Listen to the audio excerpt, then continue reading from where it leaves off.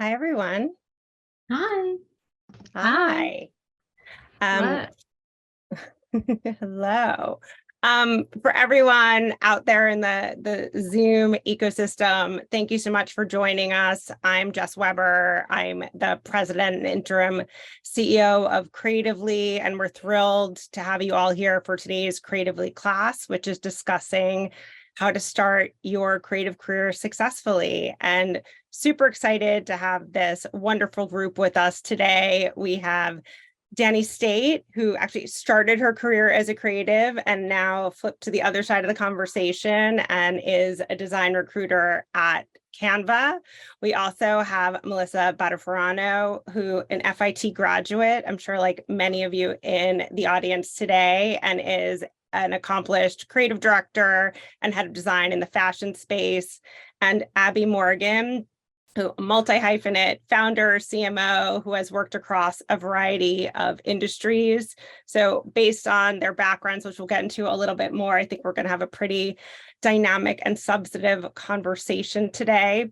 Just so everyone knows, there's a chat in the bottom. We are going to have a Q&A session at the end, probably last 15 minutes of our conversation. So start putting questions in there throughout the conversation, and we will get to them at the end. So as I alluded to, you all have had very different, I think, really interesting paths. And since we're starting about we're talking today about like first jobs, early career, I think it'd be really interesting to kind of share maybe what your first job was and kind of a snapshot of how you went from, kind of point A to today. Melissa, why don't we start with you? Thanks for having me, by the way. I'm really happy to be here with everybody. My first job was when I was still at FIT. I had an internship at Tommy Hilfiger. So I worked there for about 3.5 years, from 98 to 2001, very long time ago. And at that time, Tommy was super involved. And it was, kind of like the Tommy Jeans days, and like, J-Lo was involved. Tommy's brother was involved. It was very, it was like NSYNC paid at our Christmas party. So it was a great place to be, to also like for a pop culture moment, as well as like really get your hands dirty, and learn about the industry. And that I got, through FIT. There was a bulletin board there, and that really kind of catapulted my career into what I wanted to do, because that was menswear. So in school I had studied women's wear. So it was nice that I was able to kind of pivot, and that kind of started my first like career trajectory. I was like the first 10 years doing menswear. So from there, I kind of the streetwear space was really popular in the kind of early 2000s. So I had written a letter. I saw an article in the New York Times on Mark Echo in the style section, and I literally penned a letter and sent them a letter. And I was like, wow, he's super dope. And like, I just thought he was really cool. He was writing graffiti and started his own brand. And he was a pharmacology student, just really, kind of doing something different. And it was really exciting space. So they called me in for an interview, and that was like my first real job out of college. And it kind of just started from there. I kind of stayed in that streetwear space for a while before I, kind of pivoted a little bit. And then I wound up getting into sport, and long meandering throughout the way. But yeah, it started with an internship and really making good connections, and people that I still talk to today, actually, from that internship so many years ago. Yeah, also we'll get to this, but also like writing a lot, like talking about how you can stand out from a crowd. So thank you for sharing. So Abby, I mentioned you're in the fashion space today, but had kind of a different path than Melissa. Can you kind of share what drew you to marketing, kind of your first marketing job and your path? Yeah, my first job was actually not even close to marketing. It was I started at William Morris Agency before it was WME and merged in entertainment. So I started in the agent trainee program there. It was super interesting because it was very much connecting the nexus of like really creative projects in entertainment, which, are less about kind of like propelling and selling product or marketing, and much more about like storytelling and entertainment properties, and how you kind of connect those to business and studios. So I started there and realized that I had a passion for how can you connect story and storytelling and kind of creative concepts and things that really form cultural behavior to the business side of things. And that kind of took me into production and then tech, and then I ended in fashion. So Thank you. And we're going to dive into all of that a little bit later. And then Dani, as I mentioned, so I'm curious, what drew you to the creative world, and then kind of what sparked your, again, pivot to the other side of that conversation? Yeah, absolutely. So I guess what drew me to the creative spaces, I grew up in London and went to school in central London, and I was just super inspired by all the architecture, fashion, everything that's surrounded and kind of is a hub in London. And I ended up getting a job part-time in Topshop, which at the time was the pinnacle of high street fashion. A lot has changed since then. I started on the shop floor and then worked my way up to personal shopping in their in their London flagship store, doing loads of amazing sessions with like lots of incredible people. I just loved being in the fashion world, and I think I always knew I wanted to be there as well growing up in London. Great. So I'm curious, so how did, and I didn't go through my background, might as well share it too. I actually started off in the advertising space. I was at Gray. I knew I wanted to be in advertising and absolutely loved it. I was at Gray and then flipped to kind of the client side and spent many years leading marketing at a retail organization. And then I, went through my own pivots. I led strategy at a media company. And then Dani, similar to you, I kind of was recruited to be a recruiter. And now, like you, I recruit senior executives and creatives. So I think hopefully on to like very different perspectives here, and excited to dive in. One thing I just took away from the conversation, like Melissa, sometimes your first job is, really kind of ignites your path, right? But then, Abby, it can also kind of set you on a new course, and give you different learnings. There can often be, I think, a lot of pressure on the first job, right? And I'm curious, besides clearly being employed and having a salary, for our audience, what are some of the criteria for choosing that first job that you think our audience should kind of consider to set them up for success, or maybe help them choose between, hopefully I'm manifesting for everybody that maybe you have multiple job offers, how to make that decision?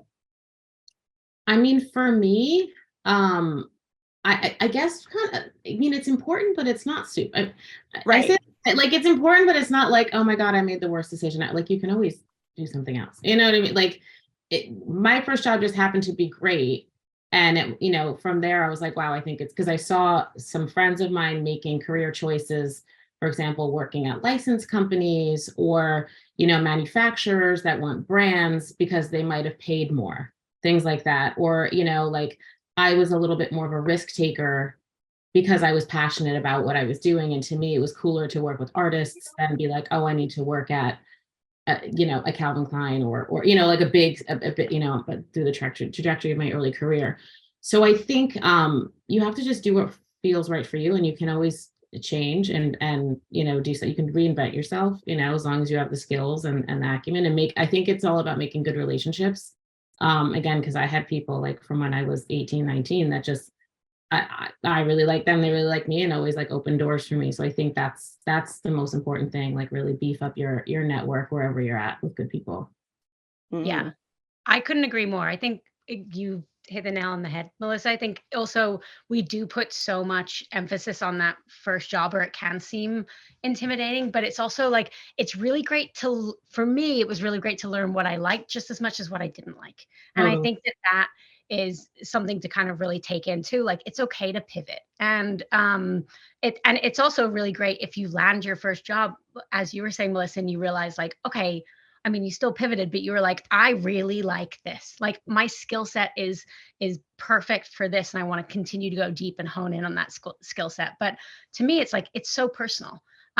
So it's also so personal based off of even what you were saying, Melissa, about like some people had to choose like jobs based on licensing because they needed more money or something else. So I think, really making sure that you kind of like get ahead of what that criteria is, and maybe spend some time defining that criteria for yourself and then building on it. But definitely not putting too much emphasis on like, this is the one and only door or gateway that I'm going to get into. So And that always changes. Like you said something about like, you learn about what you don't like as much as what you do like. I mean, I think every opportunity that I still take, I'm like, yeah, here's what I don't like that. So like, I can like extrapolate, stuff that I've learned, but it's like, okay, we definitely don't want to do that again. So and still, I mean, that's throughout your career, I think. So that's a really good point to make, I think, for the students. Yeah, it's all good learnings. Like after I started off in the agency space, realized I did not necessarily like being an agency, and I went client side, but it was such a great foundation for me because I learned I built my relationship skills to be successful in an agency and just be successful in my job. I had to I was on the account management team. I had to build relationships with creative, media, legal. I remember because I'm aging myself. I was pretty, we were making TV and print commercials, and before airing on, the TV networks, it had to get cleared. So I became really good friends with the person in legal, so I could be like, hey, can I get this approved? As well as relationships with my clients. And it was not something that I expected to learn. It wasn't part of my criteria for that job, but something really foundational, I think, set me up for success throughout my career that I'm so blessed to have had. So I think we all you learn what you like, you don't like, but you also pick up skills throughout the way that can help you even if you kind of transition in the future. Absolutely. I agree with what everyone has said here, but just to add a couple of things. I think, Jess, to what you just said there, we always talk about craft in Canva, and I think your craft is only one small part of your role. And I think your early career days is and your first job is where you really pick up and cement your other skills. So your communication skills, your growth mindset, and you just are a sponge really in those first few years. So yeah, completely agree. And also on the pivoting factor, I've been through lots of pivots in my life and my career, and I think like you've said, don't put so much emphasis on that first role. There's so much you can learn from that first role. So yeah. So we're all kind of aligned on, first job, and hopefully helpful to the audience. Kind of shifting gears to getting hired for your first job. You're all in positions where you or your team are hiring, entry level, up and coming creatives who maybe don't have as robust of resume or portfolio because they're starting out. What do you look for when hiring more junior talent to your team? Me, I Anyone. Melissa, you don't even, anyone can jump in. I'm like, anybody wants to. I look for somebody who is like just very eager and very keen, because obviously, to your point, they don't have like some illustrious resume, and it's like, as long as you have the basic skills that you've learned, like Illustrator, like the basic toolbox that you need. I want somebody who's keen, somebody who's hungry, somebody who wants to go above and beyond, and like also those you look for like a 360 approach. To me, it's like, how are they on time? Do they return emails right away? How, like, do you send a thank you note? What's like all those kind of, I don't know, I guess you call them soft skills or what, like all that is really important. How you present yourself, how you speak to people, how you speak to me, how do you speak to the person who's opening the door for you? Like all those kind of things, it to me like speak to such a bigger personality trait and like go-gettedness or whatever. So I think that's like the most important thing when I'm looking for young talent.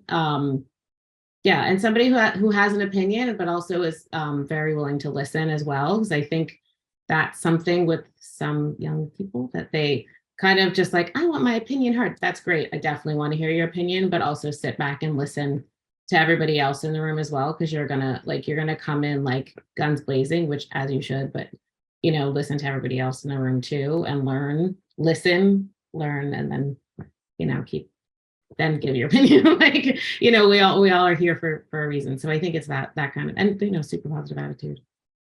Yeah.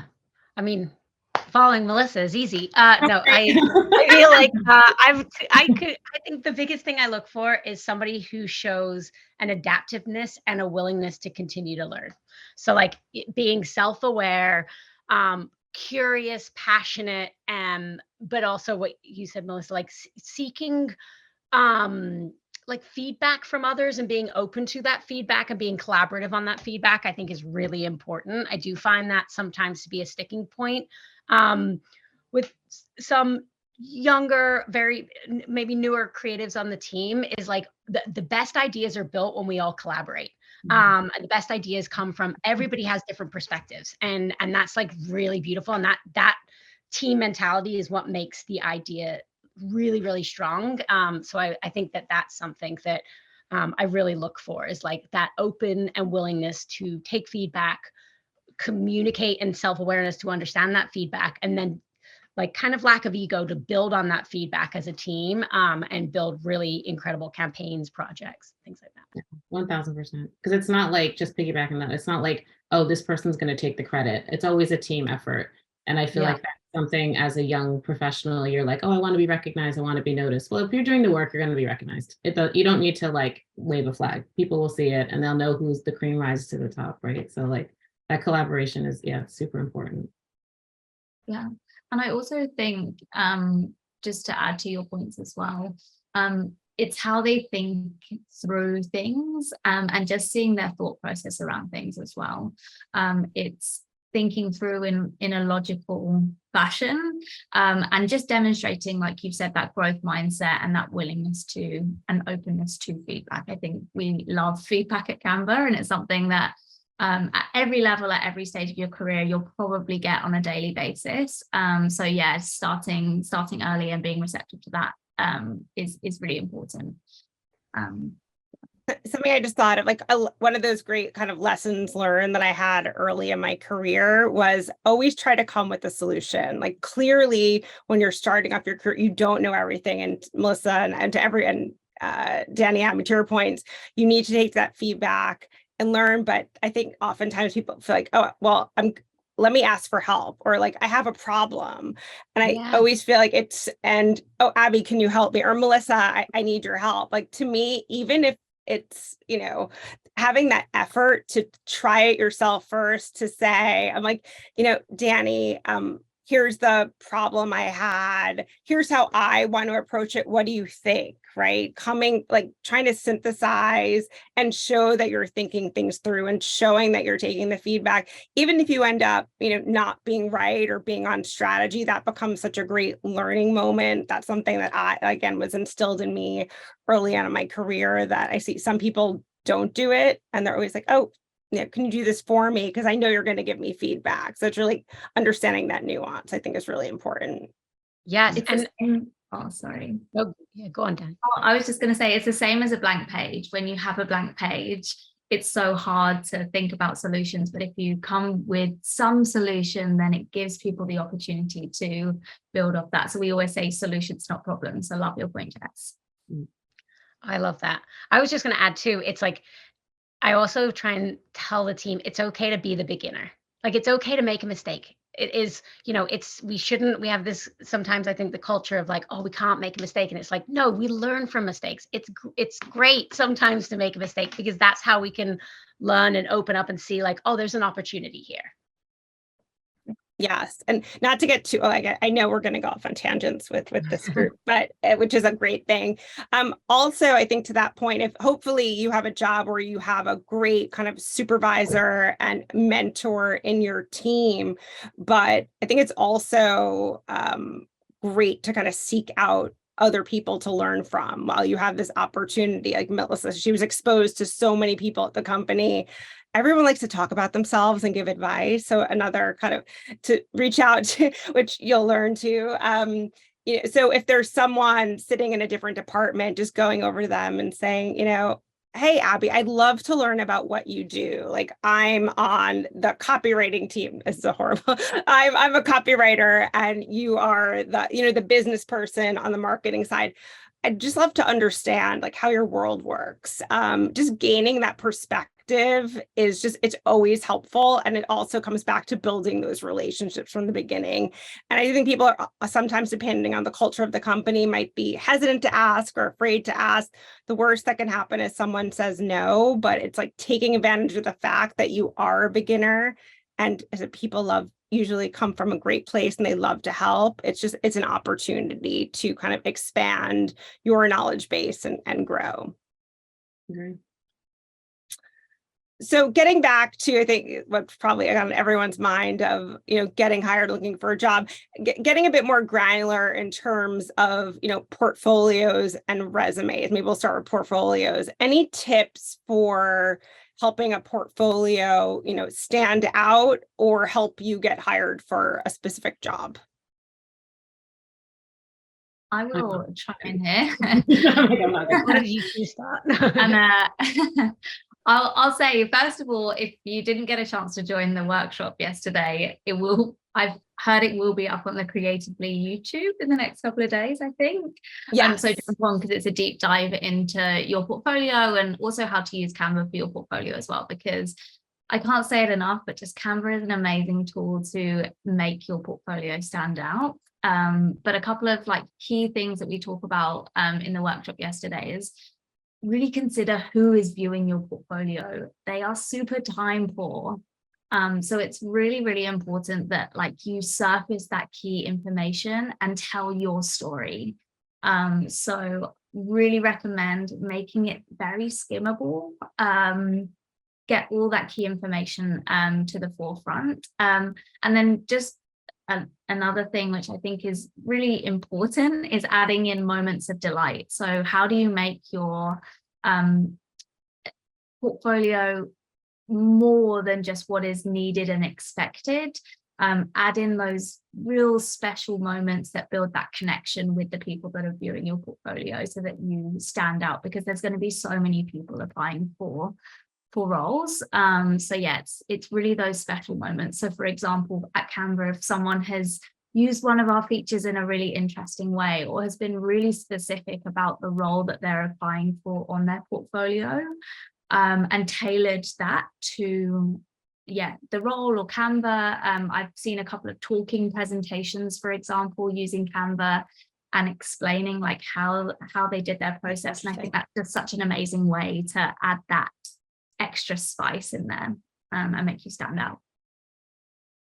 Yes, I'll just chime in for those of you who did. So Dani, thank you. I'll say it for doing double duty with Creatively. And it's very early in the morning in Australia. Definitely encourage everyone to tune in. She helped co-lead a class yesterday and then is part of this conversation today. So thank you. And this, I shall say, I'll forget to say at the end, that this conversation will also be recorded on our YouTube if anyone wants to refer back to it.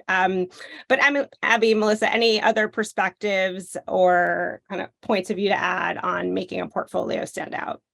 Yeah, I mean, for me, it's probably lighter, but I think it's just to add, because Dani said so much. Great stuff. I think it's also just really bringing your interest to the forefront too. It's really, especially as in the creative industries, it's great to know where your passions come from. What are your hobbies? What are your interests? What makes you, what are you curious about? I think those are different things to kind of tease out as well, because they will really make you stand out.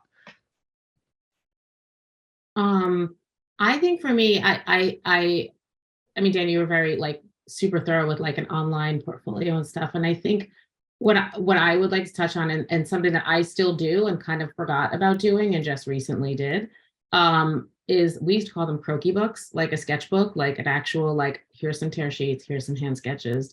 This is what I do. And this is what I'm about. And I guess that's to your point of a moment of delight.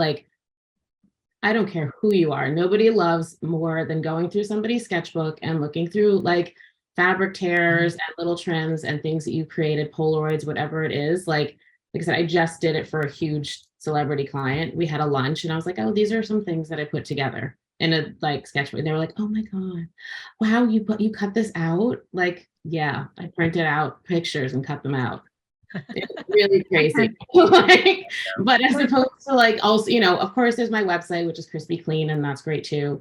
And all your videos and your, campaigns, but you're coming out of school, you don't have any campaigns, and the clothes you've made or whatnot, that's cool. I want to see the photos too. I want to see that, but I want to see your thought process and to both of your guys' point, Abby and Dani, what you're interested in, what do you gravitate towards? What kind of vintage are you looking at? What shows are you looking at? What, and again, I just feel getting back to a little bit more of the tactile stuff It's really important. I feel like it's almost kind of trending. I went to like this thing with Wharton School at LVMH, and they were talking about the importance of like catalogs and how that like the younger generation is really kind of reacting to that kind of thing, like actually paging through. I mean, I'm a million years old. I still subscribe to magazines. Like I get both. So I love Look at the Me paper. too. Like, I love looking through that stuff. You're actually reading it. So I think there's something to be said for just, and it might help you stand out a little bit more as opposed to like another website. And also being concise, which I'm obviously not that concise. But when you're going through, to your point, like have your little, elevator pitch almost, because it gets a little bit draining when you don't have too much time to look through somebody's stuff. Yeah. And so, oh, go ahead. I was just going to say what Melissa said about like highlighting your thought process. Like you want to see how somebody thinks. I think that is so key. And like, I would put a pin in that because that's huge. And not that many people do it. Yeah.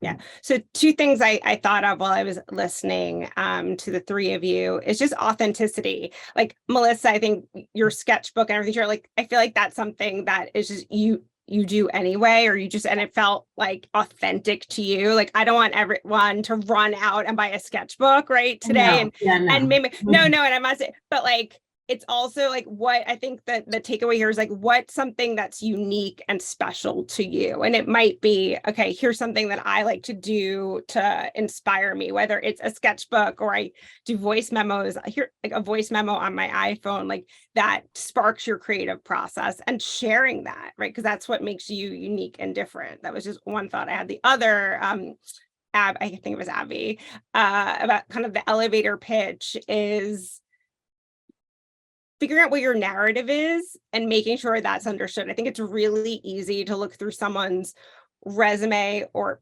portfolio and make an assumption about who they are. This person's only, Melissa, you've only worked in fashion, right? Yeah. So I'm hiring for a job in tech, so I'm not going to consider you, right? So you have to tell people what you're looking for. Like I'm a multifaceted designer who's spent my career in fashion, but has a passion for tech. Like whatever that blurb or spiel or elevator pitch is, should be on your resume, on your portfolio, because you have to control your narrative, you control your destiny, and feel that you have the agency to do that. Look, you still have to stand out and get hired by the company, but I think oftentimes people don't do that and they might be passed aside. Yeah, you have to sell it. Like I had a boss one time, she was like, sell the sizzle. And I say it all, I mean, it's like whatever. I'm like, okay, so sell the sizzle. Like you have to sell about yourself and nobody else is going to. Yeah, if you don't say it out loud, someone's gonna either say it for you and might not do it in the way that you want to. So just something to keep in mind. We've kind of touched on this a little bit in terms of like there's clear your portfolio and your resume, but just in terms of the interview process, like Melissa, like you touched on thank you notes. In terms of interviewing or the interview process, any tips to, I think, stand out or things you should make sure you do? Like I keep thinking of thank you notes because you mentioned it, but anything else come to mind from this group? I mean, for me, it's like research. Like do not go into a job interview if you haven't researched the person, the company, competitors, things that I would go like deep down rabbit holes of like, oh, they did this interesting collab. What does that look like? Well, who else has done collabs in this space? Does that make sense? Where is the positioning in terms of this collab versus that one? Campaigns, have perspectives on, whatever your role is in the job description that you're interviewing in. Make sure you have perspectives from the research of the company, but also I would say the market. Yeah. And if possible, jumping on that, go to the store. Like if you're interviewing with whatever, like 100%. Talking, it's like, well, did you check out the product? Like, again, I'm old as dirt. I'm still going to check out products whenever, like whenever you can. I can go online, but when you actually see it, you're like, oh, I see the opportunity that I can bring to the table here because your quality, like it looks great on the website, but when a person gets it, you're like, okay, just whatever it is. But it's so easy, but people forget it now. I feel like with COVID, nobody likes to go to a store or something. I don't know, but it's easy. Right. And so, go ahead, Dani. Oh, sorry. And from the tech side as well, play with the product.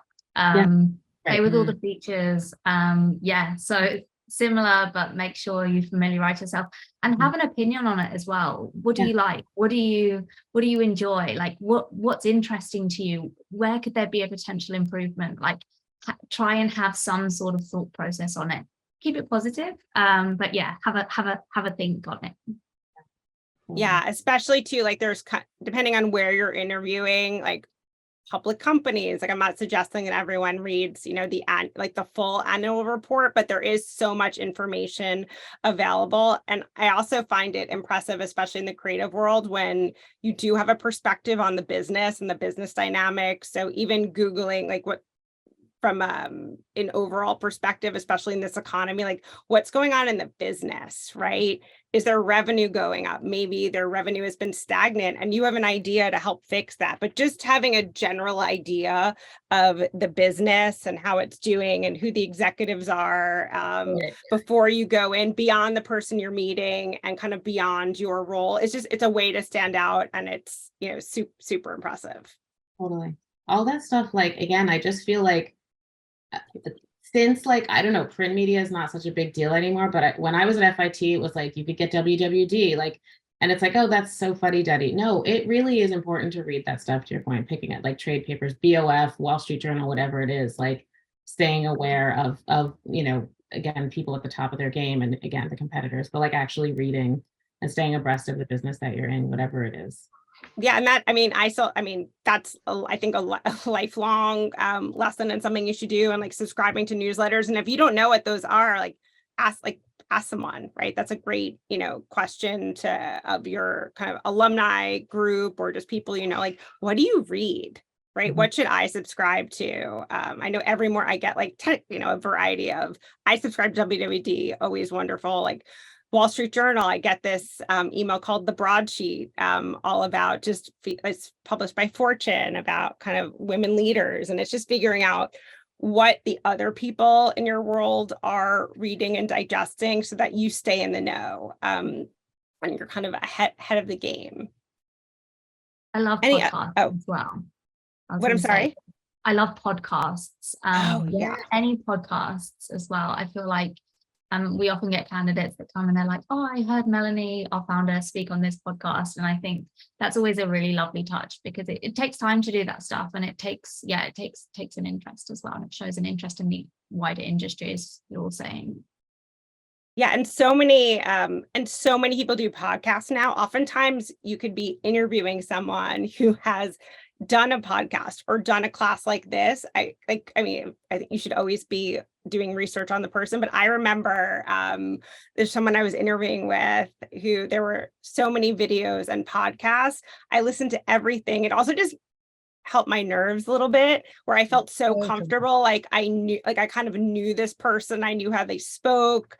I knew what excited them. So by the time I got to the interview, I felt like I had already, you know, met them. So try to find out as much as you can. I think theme here, do your homework and do it like kind of from a 360 approach, because there's so much, unlike Melissa, you're making it like flashback where like we didn't have access to all this information. Like it's all out there. So take advantage of that. And that flatters people too. To your point. Yeah. Like, people, like, oh my God, I want to listen to your class. It's so amazing. And you're like, yes. Yeah, 100%. We talked, just something that came to mind that I wanted to touch on before I move too far away from kind of portfolios and interviewing. Social media. I think most people have in the creative space might have their own portfolio. They might hopefully their portfolio, and creatively they've created a portfolio in Canva, but they also have maybe an Instagram or kind of you know, some sort of public facing social media. What's your point of view on Instagram in particular, because I think it's so salient to this group, and the mix of kind of personal, professional when it's public and you're interviewing for a job? I mean, I can start. I definitely always look at social. I definitely do. Depending on the role, I'll consider the aesthetic more. And you can tell the second you go to someone's social, you can be like, oh, this is personal, or this is something that they're doing for their job. And if I see it's personal, I care less about the aesthetic. And again, if it's for a different role, like if it's for an art director, okay, maybe I'm going to care a little bit more about the aesthetic versus like an integrated marketer or something, right? But I think like if you're public, maintaining a level of professionalism is definitely something that you should focus on. But I think if you wanted to use Instagram and you are playing into a digital first role as an art director, as a social media director, anything there, I do recommend creating your own portfolio where you can separate your work from your personal life. Dani, Okay. Melissa, you're not, oh, yeah, I was going to say anything else to add? Yeah, very, very well said. I feel like when I look at candidates or even people in the industry, it's like, oh, 1 million puppies and your babies. And I mean, that's fine. Maybe have another page that has your baby and your, birthday party and all that stuff. Like mine is mixed, but I'm not posting a lot of my personal, like you'll see my dog and like me going out at night, but mostly like focus it's all fashion first, focused on person, my outfits, my looks, and my creative aesthetic. And then shouting yourself out. Again, it's your best marketing tool too. Like, oh, this is something I did, it just dropped. Check it out, you guys. So I think that too. But yeah, it's really important. And I think keeping opinions also, like maybe to some close friends, you can have some really strong opinions on something, but I would just keep that for something that's private.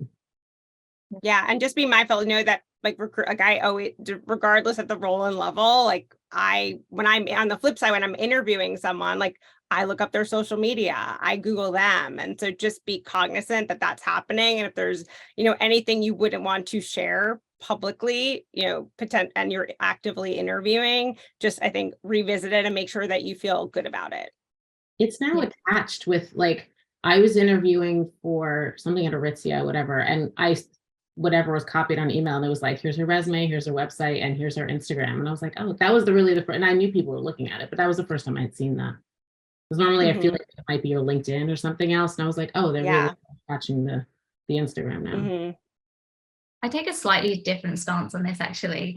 I completely agree that whatever is out there in the public, you should be prepared that people are going to search it. Like you all said, do your research. On the flip side, the people that are interviewing you are probably going to do their research on you. So it is really important that whatever's on the internet, know that it's accessible, and think about like that almost internet etiquette, I'd call it. However, when I'm recruiting and when I'm looking at portfolios and like profiles, if someone doesn't share their Instagram page, I wouldn't go looking for it. So slightly different stance. Well, I think that the takeaway is that there are some people who will look at it and some people who won't. Yeah. And then again, this comes back to being your authentic self, right? I think the theme here, and doing what feels right for you. And if you and kind of navigating it that way. Yeah. I am looking at the clock. We have about a few more minutes before we're going to open up to questions. Any other just like general advice around, job search, interviewing, tips for success as a creative that we haven't covered that you want to make sure and share with this group? I think for me, just touching on like your own network, I feel like, we're in a tough economic time right now. And the way to get jobs is maybe not how it was even a couple of years ago. Like, oh, I saw a post, like, and I don't know, for me, it's never really been that, but for sure, in my field, it's not going to be a headhunter calling you up and you're just perfect for that job. And here's my resume and here's this, and I'm going to tick the boxes and go along my merry way. That might open a door. What I think it has done now is open, like, oh, that recruiter had this. Oh, I know this person there. This person can do this. And now jump me over to that. It's very non-traditional and non-linear, more so than it ever was. And I think, like, to me, one thing, if you can just keep up those relationships, make a point of, can we have coffee? Can we do that? Like, oh, let's get dinner. Let's get a drink. Like that kind of stuff. It's so important. And again, I feel like a lot of that has been lost during the pandemic. And I think making those real connections, and then those people introduce other people, and like the opportunity that I just locked in now, it's somebody that I knew 15 years ago.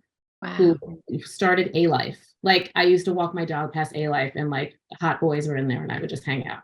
And now like, literally, like now I got this big jump from it. Like, so, and you don't even know, but again, I still keep up with him, you know, and that's, It's so true. yeah. So it's like, and, you know, even working with Rihanna, like that wasn't through a headhunter, you know, it was like, oh, my old boss is here. Yeah. When he comes to New York, we still get drinks and whatever, like, you know, and that's, that to me is the like really important thing. And I feel like it's hard now for younger people and students, because I feel like things have been pushed back a little bit with this, you know, Zooming and all that stuff, which it has its pros, but I think it's, you know, those real life connections I think are really important. Yeah, I'll share, Melissa. I couldn't agree more. Like I actually got my job at Creatively. So Greg Gitrich, who is the founding CEO, I met him probably 11 years ago. He was a when I was a recruiter before this. He was a candidate on a search of mine. And we stayed in touch, and I would call him for ideas on searches. And again, he was a candidate of mine, and we developed a really positive relationship. And you know, he hired me for Creatively. So I think it's about nurturing those relationships. It doesn't, like, you might talk, you know, even every few years, but touching base and saying we haven't caught up, especially for the people and part of it, you like each other, but that you feel like there's value on both sides, and just keeping it fresh. I think as in Melissa and my world, I'm sure Dani and Abby, you probably have similar stories. It's about the long game, right? And you never know, you know, who might have an opportunity or open a door for you in the future. Yeah. I mean, to your point, Melissa, every job other than the one I have right now has been through my connections. It's just personal connections, friends, and it goes back 10 years, 15 years. It's always been that. The other thing that you mentioned before that I think is that you mentioned about writing a letter.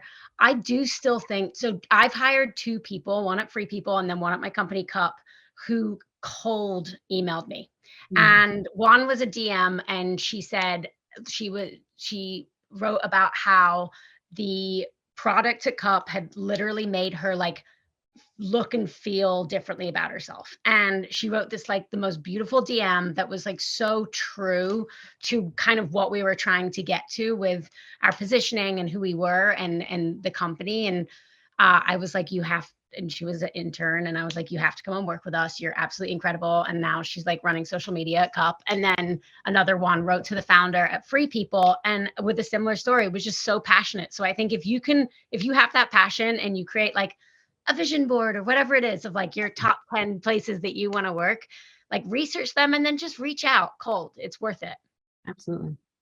And another like alternative, it's similar to what you're talking in the physical world, but in the digital world, pretty much every company has a referral scheme. Find someone that works at the company and get them Really to make smart. that intro for you. It's a smart. way better. That's really smart. It's really smart. Yeah. It's a way better like route in if you can get someone to vouch for you in your work. Yeah, and just just to build on that, some company for referral program, like there's a monetary award, which can, you know, depending on the company, can be quite sizable, like thousands of dollars. So it incentivizes people to leverage their network and make those introductions.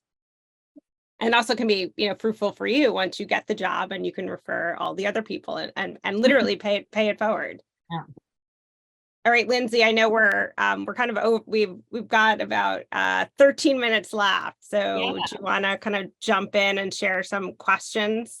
Yeah, absolutely. So the first question from the audience comes from Dia Hana. So she writes, is it unrealistic to look for a remote job now that COVID has calmed down? I've had remote opportunities in the past, but I'm finding it hard to find them and pin down a permanent role.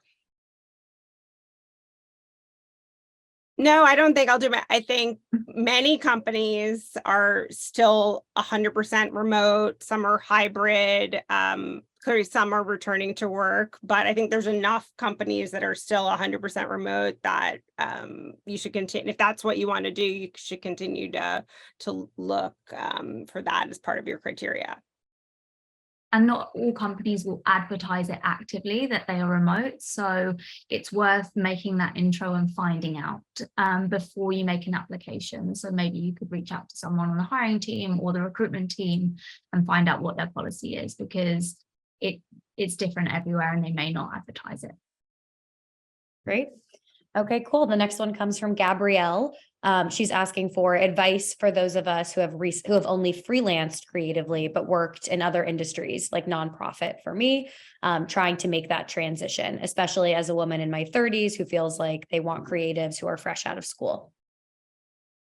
I mean, I would say, like, when you're thinking about how you market yourself in your resume and your portfolio, like, think about marketing yourself on skill set versus experience. So think about how your skills transition to the new industry that you want to cross into. Make sure you show that and really emphasize using the different tools that Dani had talked about, or Melissa with your process. Like, think about how you can highlight that process and show like how your skills really translate. And then also references for the new industry too. Yeah. And visualize your old projects. So for example, if you have been working in not-for-profit space, how do you showcase that project in a visual way? How can you talk through your skills and talk through the value that you brought to that project in a visual way that appeals more to the creative world? Cool. Amazing. The next one comes from Ron.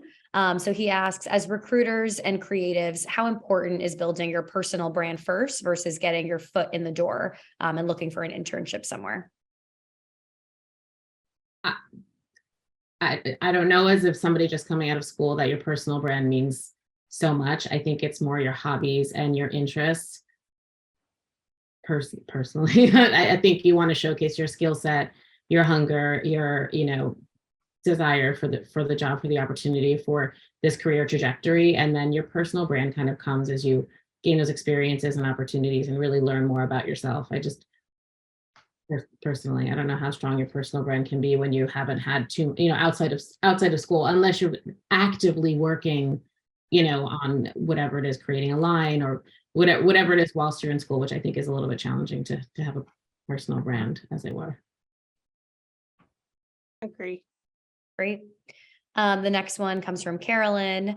Carolyn asks, thoughts on reaching out to people at a company after you've applied for a job or on LinkedIn, you've emailed them, Instagram DMs. What's your thought on kind of following up after you've applied? Well, I would say yes, follow up. As we've discussed, thank you notes to the people you've met, and also one thing we didn't discuss is what a thank you note should be. I think I always tell people, whether it's your resume, anything you are sharing, if I hid your name, I would want to think about you, right? So the thank you note shouldn't be generic. It should hopefully reference something that was specific to your conversation. Or, Melissa, I really enjoyed our discussion about, your experience at Fenty. Just something that is, again, specific, authentic, unique to you. When you can, but kind of the next part of the question is just be cognizant of how often you follow up, right? It's kind of a balance. If you haven't heard from someone in a few weeks, you want to show your interest and passion and follow up, but I wouldn't necessarily kind of attack someone from all fronts, DM them, link them, email them, which I don't think you were suggesting in your note, but just saying that out loud, that you think about if you were on the other side of that, right? How you would react and just try to use good judgment. Definitely. Yeah. Go ahead. And I was also just going to say that this is a point where you can use referral, like people that you know in the company as well. So if you've applied, feel free, see if there's someone else that you know that works at the company that can give the recruiter a nudge. I'm not going to lie, we are very busy. We see a lot of applications. Sometimes things just slip, or you don't get around to something for a while, but if someone gives you that nudge, you can quickly go and follow up on it. So don't feel afraid to kind of make other in ways. Yeah, and build your case. Yeah. Cool. Okay, for the next one comes from Christina. How important do you all think it is to have a social media presence when applying for a creative job? considering that you do not have an online portfolio. I find that for some of us who are not on social media promoting our creative work, might take away from our credibility in a way. So I guess social media versus having a online portfolio, what do you think is kind of the best mix and of the two, or do you think one is better than the other? I mean, for me, I would say it's personal, but I would look at an online portfolio more than social. I do think it's different a little bit if you are a photographer. I mean, I guess you could argue it either way, but I think specific social, or if you're going into a video first, digital first, like maybe a TikTok, those are channels that are more meaningful for those type of roles. But I do think I would look at the portfolio over social. I think it also, just to jump on it, for sure the portfolio 1000%, but I think it depends for me on I think when I was at Fenty, the people that I would be bringing on board, I want them to have a knowledge of, if it's music, pop culture, whatever it is, like, as opposed to when I was at Calvin Klein, which is like, it's fine. Like, it's fine. But like, if you're in more, it depends on the role, I think, where you want that person to have a unique point of view and want them to have some understanding, which sometimes you might not get from a website. You might get from a social media, just to understand, like, oh, are you going to clubs? Are you into raves? Are you into that? Like, what are, just so I understand a little bit more, that, references or whatnot, Yeah, and just kind of a specific follow-up, like if you're also, maybe you've had your first job and you want to pivot into something maybe you're passionate about, and you don't have necessarily experience, your social media can be a place to display that. So let's say you want a job in the music industry, you haven't worked in it. If your Instagram and social media is showing the concerts you've attended, or your Spotify playlist is related to the company, those are kind of specific ways to show that passion that aren't necessarily a portfolio, but I think Brit can bring that to life in a really meaningful way. I would say social media doesn't always show the value that you can bring. So Abby, I think you talked about it earlier, showing the detail of your projects and like what you brought to it. I think that's so important. And I think even Jess, with the Spotify playlist, you can talk to that on a portfolio. It doesn't have to be a traditional portfolio. It can be a website that talks about the Spotify playlist and has a bit more context 100%. to it. So yeah, I think social media is an addition, in my opinion. And I think the other thing too, and this is just like culturally right now, it's like, I think there's different relationships with social. At least that's my personal opinion. Like, I have had a different relationship with social since having my own brand social. And I think because I worked so much on my brand social and building Cup, when I would come home sometimes, like, my social is now private. It was because I felt like I needed it to be private. I had a public. So I do think there's that too. And even friends, I have friends who are some of the most, I think they're incredibly interesting, and I call them for references all the time, but they don't share things because they have a different relationship right now with Instagram or TikTok or, so that's also where I'm coming from. Great. The next question comes from Sosa, who asked, how can someone avoid going blank when asked to tell a recruiter about yourself during a job interview? What are the most important things to mention? Blank. Well, I mean, I think everyone probably has their own technique to, fight nerves. What I used to do is writing helps me remember things. So I would literally go through all the questions you're going to get. Tell me about myself. Why do you want this job? Writing them down and bulleting them out. And then practice. Now I can practice in front of a Zoom. I used to practice in front of a mirror so that it was, I was used to that conversation and I was prepared. You never want to sound rehearsed. Like, that was what worked for me. I don't know if anyone else has ideas, but you tell me about yourself. That's a question you're going to get, and you can prepare for it. And you also know the answers because you don't know. You know yourself better than anyone else. I would do the same. I would do absolutely the same. Write Post-it notes. It's like, it's just like things you need to remember. I mean, talking about yourself, maybe I don't need a Post-it note, but things like, business, that, like, if somebody's asking me about my financials, or, sometimes I forget that kind of, you write that down. Yeah, writing down definitely a million times helps. And one other thing to add, don't be afraid to say, I don't know, or let me get back to you. There's a lot of power in that. I think sometimes you feel like you need to answer the question, and maybe you have that moment where you freeze or you pause. And that's where a thank you note could actually be helpful. Like, Melissa, let me get, you're right. Yeah, I keep using you as my example. It's a really great question. I want to give more thought to that. I'd love to follow up with you, right? It might be a ding, but more often than not, it won't be. But trying to kind of ramble on through something when you're nervous and don't necessarily know the answer might not be the best course of action. So just feel like empowered to say, I don't know, or I could get back to you later. And nobody's trying to zing you. I can't remember who said that before, but like, everybody's nice, like by and large, maybe not, but like nobody's trying to be like, gotcha, everybody wants to see somebody succeed, so if you need extra time or whatnot, or I feel like don't be scared. Everybody's human people. Mm-hmm. Okay, cool. This can be the last one. Comes from Elise. How do recruiters feel about personal projects and or academic projects or proposals included in your portfolio? I can jump in here. I think especially when you're starting out, it's so important. I think that's what builds your personal brand when you don't have an established one yet. I think that showcases like what you want to do. And just to plug it again, we talk about this a fair bit in yesterday's session. So feel free to go into a bit more of a deep dive, but absolutely, I think it's a really important way, especially when you're starting out, to showcase who you are and what you want to do.